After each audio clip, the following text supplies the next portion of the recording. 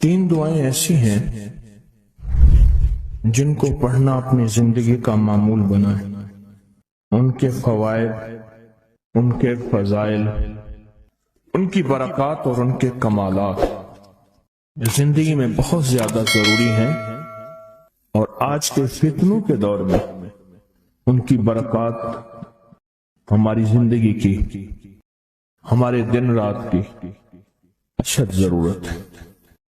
حدیث میں آتا ہے جو شخص نماز فجر کے بعد 3 مرتبہ سبحان اللہ العظیم و بحمدہ پڑھیں، سبحان اللہ العظیم و بحمدہ، سبحان اللہ العظیم و بحمدہ، سبحان اللہ العظیم و بحمدہ، جو پڑھے گا وہ 3 بیماریوں سے محفوظ رہے گا، اندھا نہیں ہوگا، کوڑ جلدی بیماریاں نہیں ہوں گی، اس کو جلد کی کوئی بیماری نہیں ہوگی، معذور نہیں ہوگا، فالج نہیں ہوگا۔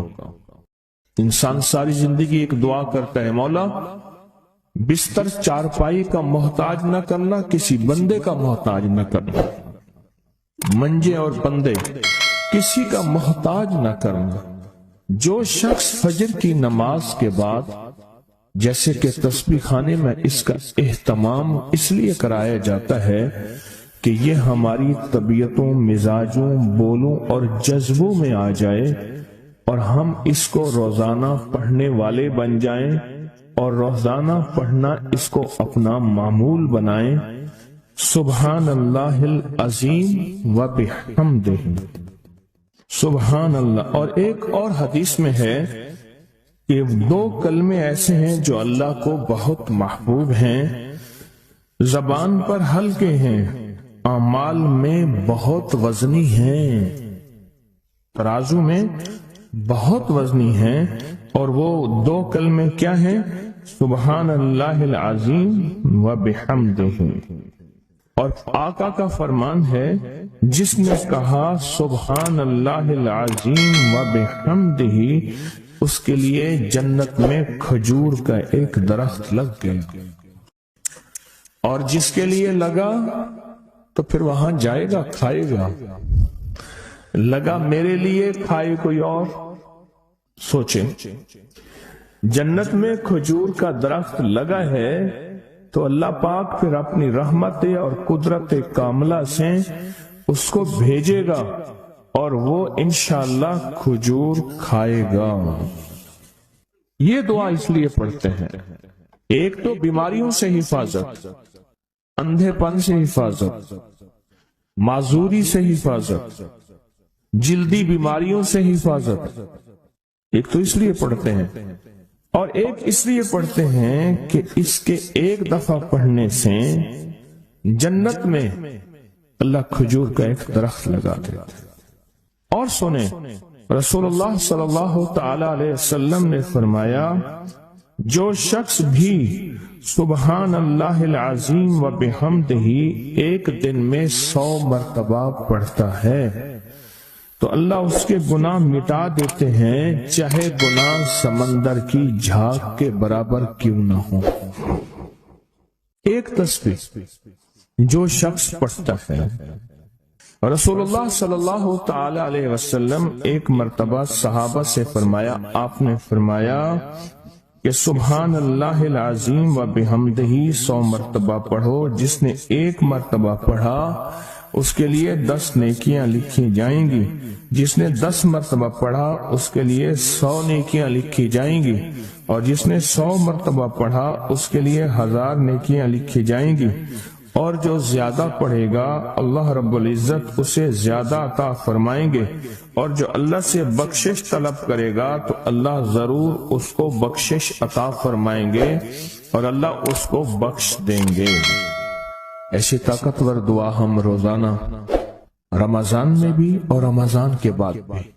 تو کون سی دعا پڑھنی آج کے بعد؟ سبحان اللہ العظیم و بحمدہ۔ کیا پڑھنا؟ یہ دعا روزانہ کو اپنے معمولات میں، اپنی تسبیحات میں، اپنے معمولات میں، اپنی عادت اور عبادت میں شامل کر لیں۔ تو انشاءاللہ فائدہ، نفع اور بہت زیادہ۔ ایک اور دعا ہم پڑھتے ہیں، اللہم اجرنا من النار۔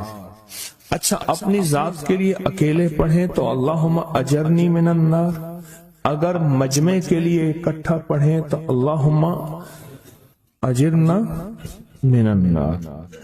فرمایا حدیث میں ہے کہ جس شخص آپ ایک دفعہ فجر کی نماز سے فارغ ہوں تو کسی سے بات کرنے سے قبل اللہم اجرنا من النار، اے اللہ مجھے آگ سے بچا لے، پڑھ لیں تو فرمایا اگر اس دن اس کو موت آ گئی تو اللہ اس کو آگ سے بچائے گا۔ اور جو مغرب کی نماز کے بعد پڑھے گا، مغرب کی نماز کے بعد، تو اللہ پاک اگر اس کو موت آ گئی تو اسی رات اس کو اللہ پاک آگ سے بچائیں گے، آگ سے۔ اور حدیث میں آتا ہے جب تم فجر کی نماز پڑھو فارغ ہو جاؤ تو یہ دعا 7 مرتبہ پڑھو۔ کون سی دعا؟ اللہم اجرنا من النار، اللہم اجرنا من النار، اللہم اجرنا من النار، اللہم اجرنا من النار، اللہم اجرنا من النار، اللہم اجرنا من النار، اللہم اجرنا من النار، اللہم اجرنا من النار، اللہم اجرنا۔ یہ دعا بخار کا بہت زبردست علاج ہے، جس کو بخار نہ چھوڑتا ہو۔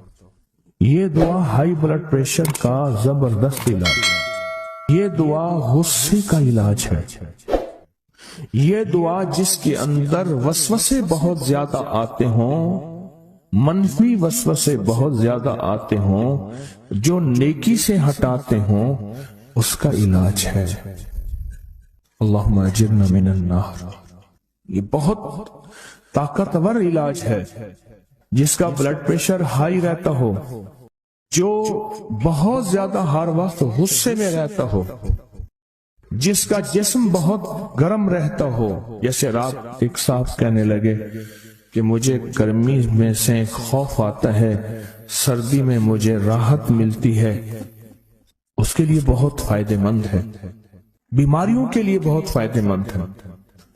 ایک عمل ہے بہت طاقتور اور بہت زبردست عمل ہے، اور پوری دنیا کو اس عمل سے بہت فائدہ پہنچا ہے کہ 2 رکعت نماز نفل پڑھ کے 3 بار سورۃ یاسین پڑھے، اور جو اللہ سے مانگے اللہ عطا کرتا ہے۔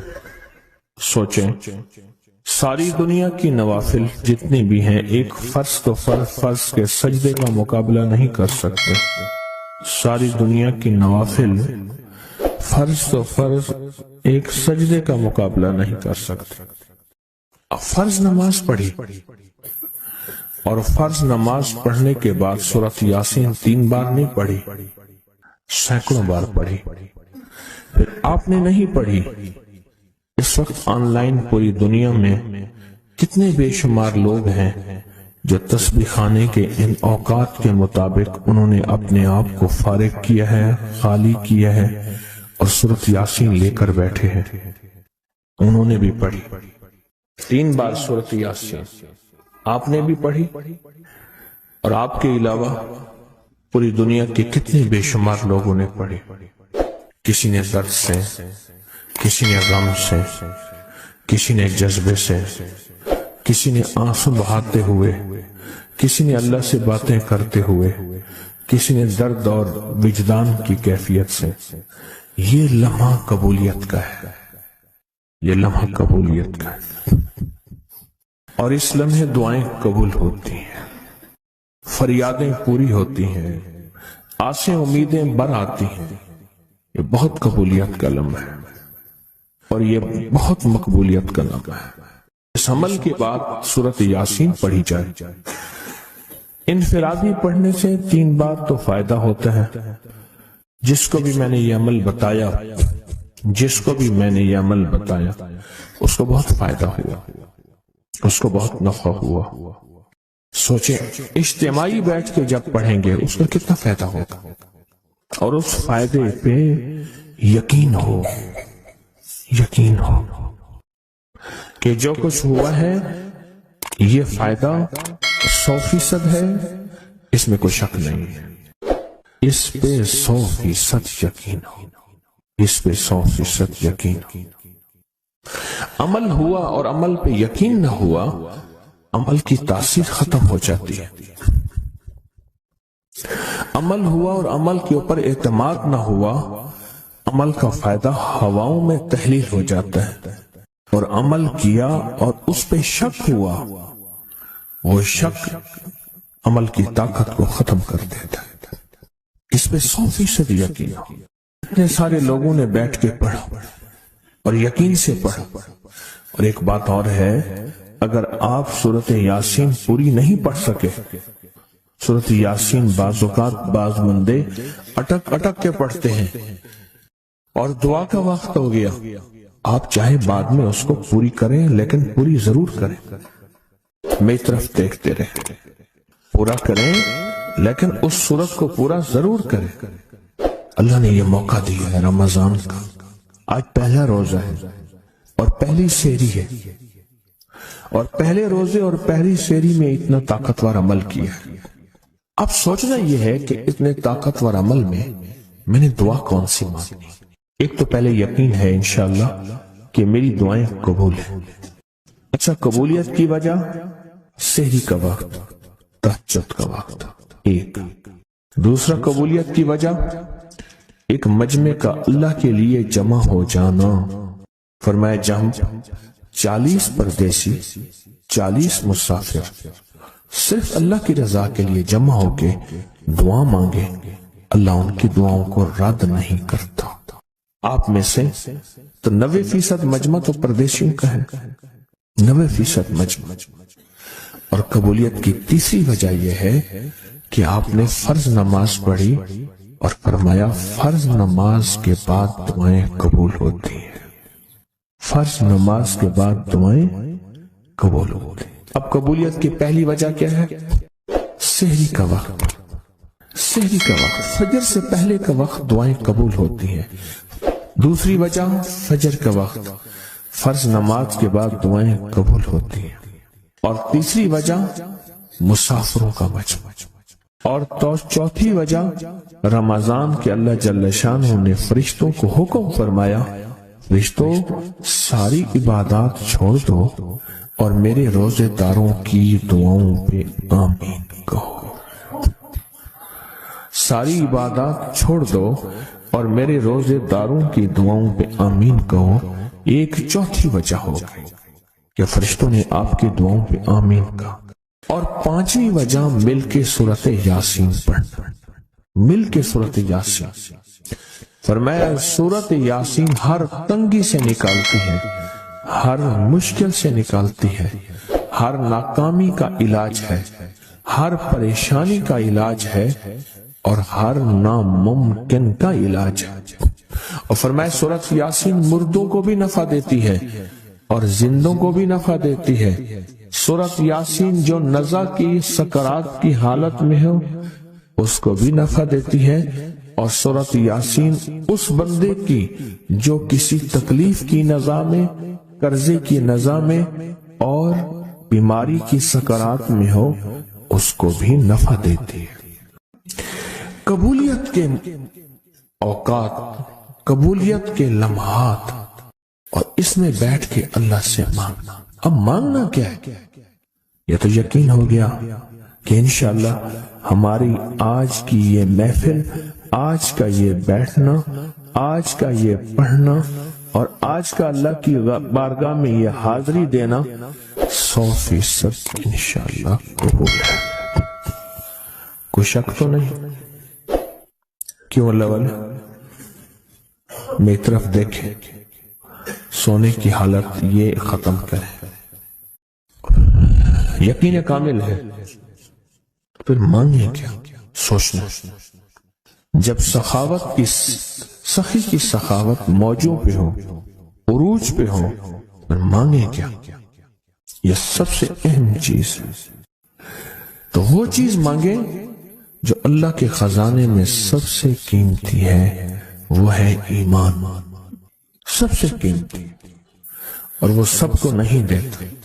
مال مال سب کو دیتا ہے، اپنے نہ ماننے والوں کو بھی اور اپنے ماننے والوں کو بھی، اپنے دوستوں کو بھی، بلکہ اپنے دشمنوں کو زیادہ دیتا ہے، زیادہ دیتا ہے۔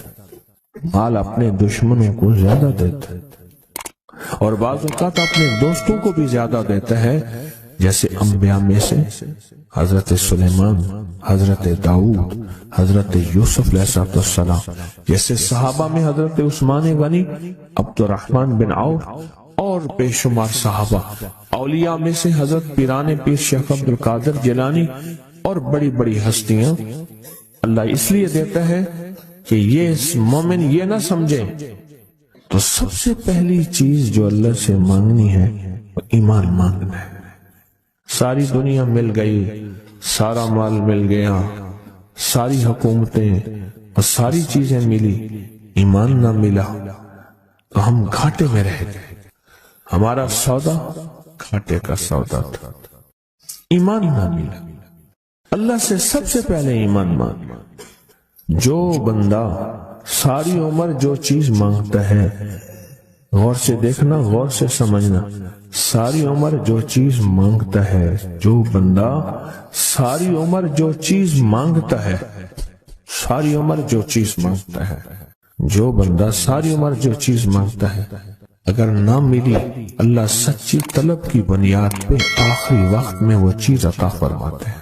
حضور سرور کونین صلی اللہ تعالی علیہ وسلم کا فرمان ہے، از انس بن مالک کی روایت ہے کہ لوگوں سنتے ہو، جو شخص کسی چیز کے سے متعجب ہو کر سنے، غور سے سنے۔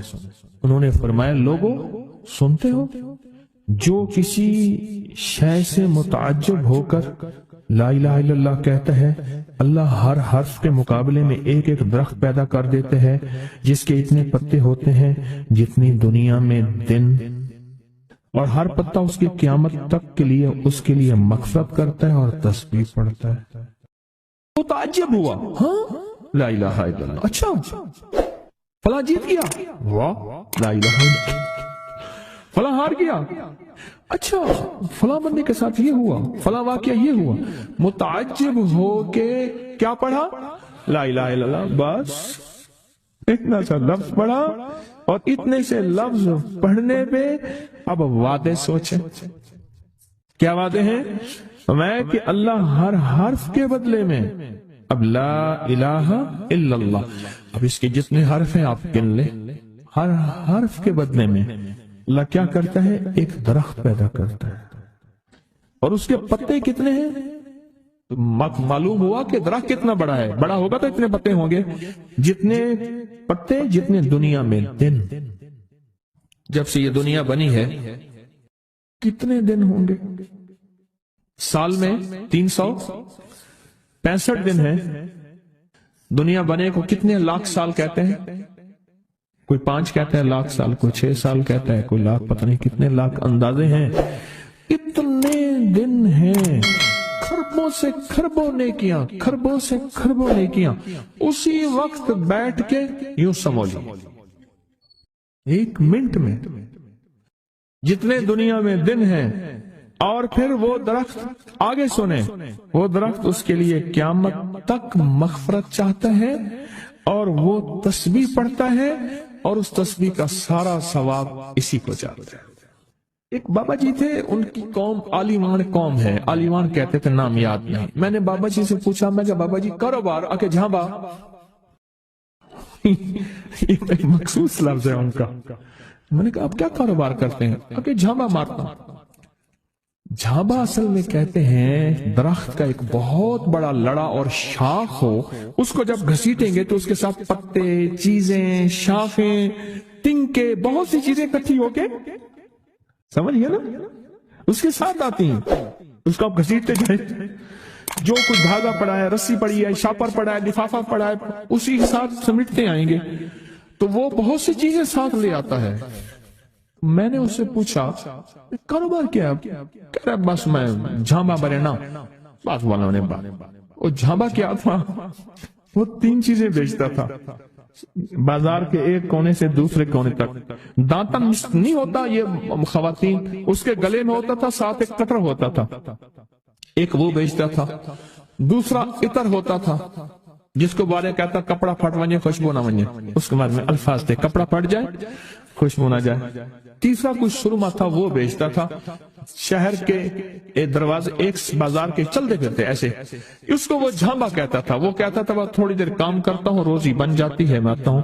یہ ایک دفعہ جو کلمہ پڑا اس پہ اتنا بڑا جھامبا لگا, متعجب ہو کر تعجب میں آ کے ایسی تعجب, اچھا لا الہ الا اللہ. اللہ پاک فرماتے ہیں جا تیرے ہر حرف کے بدلے. لا الہ الا اللہ کے کتنے الفاظ ہیں؟ 12 تقریباً کہہ رہے ہیں آپ, کوئی مجھے 100% بتائے. 12 اگر 12 بھی ہے تو ایک 12 پہ ہر حرف پہ کتنے درخت؟ ایک طرف. اور درخت کتنا بڑا؟ اتنا بڑا کہ اس کے پتے اتنے ہیں جتنے کائنات کے دن ہیں. عدد خلقہ ورضا نفسہ وزینت عرشہ ومداد کلماتہ. جی 12 اس کے حرف ہیں. تو آپ نے تو بیٹھے بیٹھے کمائی کر لی. یہ مومنانہ مزاج ہے. مومن چلتے چلتے اپنی آخرت کی کمائی کرتا جاتا ہے, چلتے چلتے اپنی آخرت اپنی دنیا. اچھا پھر ایک اور فائدہ ہوگا, جتنی اس کے لیے درخت پتے تسبیح کریں گے اتنا اس کی نیکیوں میں اضافہ ہوگا, اور جتنا نیکیوں میں اضافہ ہوگا اس کی رحمتوں کے یہ نور میں آتا جائے گا, اور جتنا نور میں آتا جائے گا اس کی بلائیں آفتیں مصیبتیں ٹلتی جائیں گی. اور جن بلاؤں آفتوں مصیبتوں کو جادو جنات نظر بد بیماریاں تکلیفیں حادثات گلیاں بند ہونا راہیں بند ہونا رزق بند ہونا صحت بند ہونا مشکل, یہ سب ایسی ٹلتی اور کٹتی اور ہٹتی جائیں, ایسی ہو جائیں. فرمایا کہ ایک شخص نے عرفات میں وقوف کیا, اس کے ہاتھ میں 7 کنکریاں تھی. اس نے کنکریوں سے مخاطب ہو کے کہا اے کنکریوں تم میری گواہ ہو اس بات کی کہ اللہ کے سوا کوئی معبود نہیں اور اس کے محمد صلی اللہ علیہ وسلم اللہ کے رسول ہیں. اپنے ہاتھ سے انہیں پھینک دیا. اس رات دیکھتا ہے کہ قیامت قائم ہے, اس کے گناہ نیکیوں سے زیادہ ہیں, اور پر خدا نے اس کو دوزخ میں لے جانے کا حکم دیا. لیکن دیکھا تو ان کنکریوں نے دوزخ کے دروازے بند کر دیے. سارے دوزخ کے محافظ کارکن جمع ہو گئے ایک پتھر کو ہٹانے پہ, پر وہ کنکریوں کا پتھر اتنا بڑا پتھر بن گیا کوئی ہٹا ہی نہیں سکتا, اور عاجز آ گئے. پھر لوگ اس کو عرش کے نیچے تک پکڑ کر لے گئے. یہ پتھر بھی سفارش کرتے ہوئے اس کے پیچھے پیچھے ہو لیے. پھر آخر اللہ نے اس کو جنت میں جانے کا حکم دیا, تو پھر یہ سارے پتھر جنت کے دروازوں میں آگے جا پہنچے, اور ہر پتھر کہنے لگا اے اللہ میری طرف سے اس کو جنت میں داخل کر. ہر پتھر سفارشی بن گیا. ہے کہ جو بندہ سارا دن ذکر کرتا ہے, جو درخت ہوتا ہے وہ اس کے لیے قیامت کے دن گواہی دے گا, پہاڑ ہے وہ گواہی دے گا, پتھر ہے وہ گواہی دے گا, زمین ہے وہ گواہی دے گا. حتیٰ کہ یہاں تک فرمایا کہ وہ پہاڑ جھومتا ہے, وہ جگہ جھومتی ہے جہاں اللہ کا ذکر ہوتا ہے اور جھومتی ہے, اور دوسرے پہاڑوں دوسری جگہوں پہ فخر کرتی ہے کہ مجھ پہ وہ بندہ آیا ہے جو اللہ کو یاد کر رہا ہے. حتیٰ کہ جو بندہ اللہ کو یاد نہیں کرتا چیونٹیاں اس کی منتیں کرتی ہیں, کیڑے مکوڑے سانپ مچھلو مچھلیاں اس کی منتیں کرتی ہیں اللہ کو یاد کر لے ورنہ عذاب آئے گا, عذاب میں جہاں تو رگڑا جائے گا وہاں ہم بھی رگڑے جائیں گے. ایک بندہ تھا, ایک بندہ وہ لوگوں کے سامان اٹھاتا تھا, اس کے پر خچر ایک جگہ سے دوسری جگہ لے جاتا تھا. نمازی نیک آدمی تھا, غریب مزدور تھا. ایک دفعہ ایک لولا لنگڑا بندہ آیا اور کہنے لگا مجھے اپنے خچر پہ بٹھا کے فلاں جگہ پہنچا دے, اتنے پیسے تجھے دوں گا. پیسے بھی معقول تھے. اس نے خیر اس کو پکڑا, سہارے سے بٹھایا. چلتے چلتے نا 2 راہیں آ گئے. 2 راہیں, ایک راہ وہ تھی جہاں ساری دنیا جاتی تھی, ایک راہ وہ تھی جو سنسان تھی. وہ معذور آدمی کہنے لگا اس سنسان راستے کی طرف چل. سنسان راستہ, انہیں کہ میں تو ادھر سے جاتا ہوں, میرا معمول تو ادھر ہے, میں تو ادھر نہیں جاؤں گا. انہیں مجھے راستے کا پتہ ہے, تو چل, یہاں سواری کا گھاس بھی ملے گا, پانی بھی ملے گا, اور راستہ بھی بالکل مختصر ہے. ٹھیک ہے۔ آگے گئے تو وہ ایک وحشتناک جنگل آیا، اور وہ جو بندہ تھا معذور وہ ایک دم خچر سے اترا، اور وہ ٹھیک ٹھاک تھا، اس نے خنجر نکالا اور اس کو قتل کرنا چاہا۔ تو اس نے کہا مجھے قتل نہ کر، تیرا مقصد مال ہے، چیزیں ہیں، مجھے چھوڑ دے۔ انہوں نے کہا نہیں، میرا اصول ہے، یہ دیکھ لوگوں کی کھوپڑیاں پڑی ہیں ہاں، میرا اصول ہے، میں پہلے بندہ مارتا ہوں پھر اس کا سامان لیتا ہوں، میرا اصول ہے۔ اس نے کہا کہ نہ کر منتے کی۔ اچھا، اس نے کہا مجھے 2 نفل پڑھنے دے۔ ہنس کے کہنے لگا اور بھی بڑے آئے تھے 2 نفل پڑھنے والے، تو بھی پڑھ لے۔ اب یہ 2 نفل کے لیے کھڑا ہوا، اوپر ظالم خنجر لے کے تقاضا کر رہا کہ جلدی کر، میں نے تمہیں قتل کرنا ہے، میرا اصول ہے۔ اسے کچھ سمجھ نہیں آ رہی، تو ایک دم اس کے اندر منہ میں زبان آئی، امن یجیب المضطر اذا دعا۔ ایک دم یہ آیت آئی، کون ہے جو بے چین دلوں کی دعاؤں کو سننے والا ہے؟ کون ہے جو بے چین دلوں کی دعاؤں پہ پہنچنے والا ہے؟ کون ہے جو بے چین دلوں کی دعاؤں کو قبول کرنے والا ہے؟ بس یہ آیت کہی اور نفل بس پڑھ ہی رہا تھا تو وہ تقاضا کیا، اس کا خنجر بڑھنے لگا تو ایک آواز آئی، رک جاؤ۔ آسمانوں سے آواز آئی، رک جاؤ، کڑکدار خوفناک آواز تھی۔ تو یہ جو خچر سوار تھا یہ رک گیا، پھر آگے بڑھنے لگا، پھر دوسری بار آواز آئی، رک جاؤ، پھر بڑھنے لگا۔ ایک گھوڑدار آیا، ایک گھوڑ سوار آیا، اس کے ہاتھ میں ایک غرض تھا، اس نے اٹھا کے اس کو مارا، اس ظالم اور قاتل کو، اور وہ گرا، اور جہاں وہ گرا تو وہاں آگ کے شعلے۔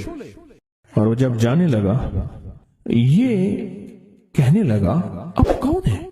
کہا میں اس آیت کا غلام ہوں، موکل ہوں، موکلات، اس آیت کا غلام ہوں، موکل ہوں۔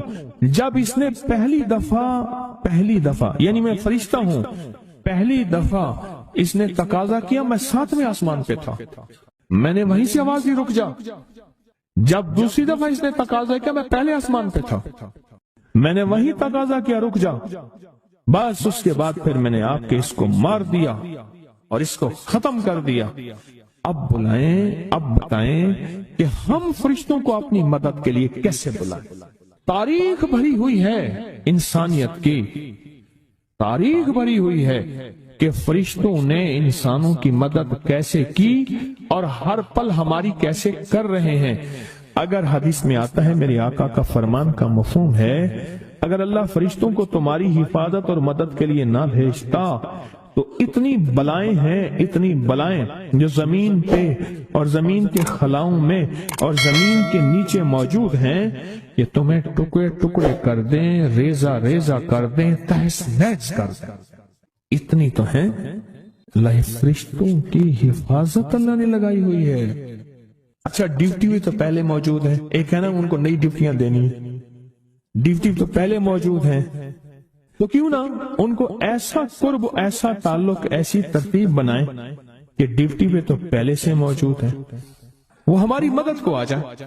اللہ نے لگایا ہی ہماری مدد کو ہے فرشتوں۔ اچھا چلو ہماری مدد اور بتاؤ، ایک اور مدد پہ اللہ، اب یہ فرشتے فارغ ہونے والے ہیں تھوڑے دنوں کے بعد، اللہ کہے گا روزے دار کے لیے سارے فارغ ہو جاؤ۔ اب بتاؤ، میرے روزے دار کے لیے فرشتوں سارے فارغ ہو جاؤ۔ کیوں؟ قیامت کی صبح سے لے کر جب تک کائنات بنی ہے قیامت تک فرشتہ کوئی رکوع میں ہے تو رکوع میں ہے، سجدے میں ہے کوئی تو سجدے میں ہے، قیام میں ہے تو کوئی قیام میں ہے، تسبیح میں ہے تو تسبیح میں ہے، کلمے میں ہے تو کلمے میں ہے، فرشتے لگے ہوئے ہیں۔ اللہ سارے فرشتوں کو فارغ کر کے کہتا ہے فرشتے فارغ ہو جاؤ۔ یا اللہ کیا کریں؟ میرے روزے دار کی دعاؤں پہ آمین کہو۔ فرشتوں کو اللہ نے فارغ کر دیا، خدمت میں تو ویسے لگے ہوئے ہیں، خدمت میں۔ آج ایک کال پہ مضمون کھلا ہے مجھ پہ، آج کی کال آئی ہے، پتہ نہیں کسی ملک سے آئی ہے، اور انہوں نے کہا کہ آپ کے درس میں میں نے سنا تھا، اور جب بھی مشکل ہوتی ہے فرشتوں کو پڑھ کے ہدیہ کر تو میرے کام ہو جاتے ہیں۔ وہاں سے میرا پھر ڈیٹا آنا شروع ہو گیا، ایک کال کی وجہ سے آج کال آئی ہے، ایک کال آئی ہے۔ فرشتوں کو تو اللہ نے ویسے فارغ کر دیا، اور ان قریب یہ روزے داروں کے لیے رمضان آ رہا، ہفتے 10 دن میں، اور دیکھیں پھر فرشتے بالکل فارغ اور خوش قسمت روزے دار، اور اللہ پاک فرمائے گا فرشتے یا اللہ کیا کریں، اور فرشتے ان روزے داروں